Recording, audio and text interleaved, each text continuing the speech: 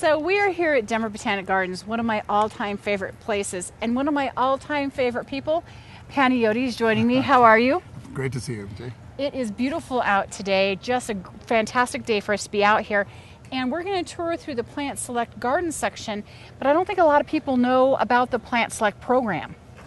Well, it's only been around for about 15 years right now, and we started it with Colorado State University and about a handful of local wholesale growers. And the whole point of Plant Select is a lot of the plants we have in our gardens are really selected to grow on the East Coast or West Coast. We haven't done as much locally as we should. So these are the first program really aimed at plants from the Rocky Mountain and Plain states. So these are many native plants, adapted plants, and we've tested these with Colorado State and local nurseries and private gardeners, and then eventually now we have over 100. This salvia right now is absolutely spectacular. That's one which I'm particularly proud of. That was first introduced to cultivation really about 20 years ago here at the Botanic Gardens. It comes from Southern California, but not from what you think. We're not talking Los Angeles here. We're talking about the high mountains. So they can't even grow that in Los Angeles because it needs it cold. So that's actually from the high mountains around the Mojave. We call it Mojave Sage. And what's so special about it is that it's an evergreen shrub. But you can see it's very silvery, and the flowers, they start blooming now, but they last all summer. Well, and what's great about that is in a garden it provides such great contrast and color. Now, as we wander through here, an all-time favorite, especially for the hummingbirds, is the Penstemons look spectacular over here. Exactly. Colorado is really one of the main distribution areas for Penstemons. We have, I think, like 60 or 70 different kinds. Well, guess what? Most of our native Penstemons are a little tricky to grow in gardens because they're a little sensitive to too much water, because we have a tendency to water a little much. You know, people kind of have confused watering with love. At any rate, that's one which tolerates a little more moisture.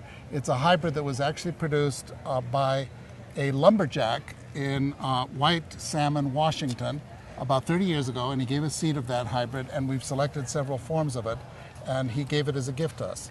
Well, that's fantastic. What other items in these gardens over here are some of your favorites? Well, as you look around this garden, you'll see almost every plant has a story connected to someone here at the gardens or Colorado State. So there's a great deal of history. We have over 100 plants. One of the things I'd point out, for example, not everything's in bloom right now. You can see we have this big sage over here. That is, the flower is never terribly showy, but it has that spectacular texture year-round. So we're trying to teach people that in our climate, we have such beautiful foliage on our plants. In our climate, many of our plants do well in the wintertime. They keep their leaves. So if you design for foliage as well as flowers, your garden's always interesting. Oh, here's a fun one. This one was given the name Red Birds in a Tree. You know, I've seen this. Have you? Is that cool? cool? And when you look closely, you can actually see the shape of it and why it got its name. Precisely. It was actually my friend David Salmon of High Country Gardens named that. This is brand new to horticulture. It's actually an extremely rare plant, only found 2 or 3 places in New Mexico. I collected the seed of it on Cook Peak exactly 20 years ago.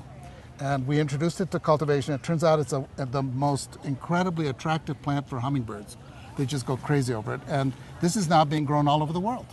That is a spectacular plant. And see, I told you that you're world known. And what I love is in here you have so many different colors and textures. And these plants, once established, really don't require a lot of moisture. So they're perfect for Colorado because, like you said, people tend to overwater here because they don't realize we're actually a semi-arid climate. Exactly. And what we're learning is that, of course, in a wet year, there's lots of water. But in dry years, often we can't water very much. And it's good to have plants like these because they'll take that extra little bit of moisture. They'll grow lushly, but they really are designed to do well even in dry years. So this is teaching us to garden in a much more responsible fashion. Well, there are a lot of great perennials here to choose from. There's a lot to see, a lot to learn. And as always, you guys have great signage and information so that people can come down here and learn about all of these plants themselves. Well, I appreciate you coming down. Pani, thanks again for having us. Coming up next, we're in trouble. Orchid Dorks alert. Keith is going to be visiting with Nick. Coming up next on Dig In. Coming up today in Dig In, we're going to make mussels with a tomato, basil, and bacon broth.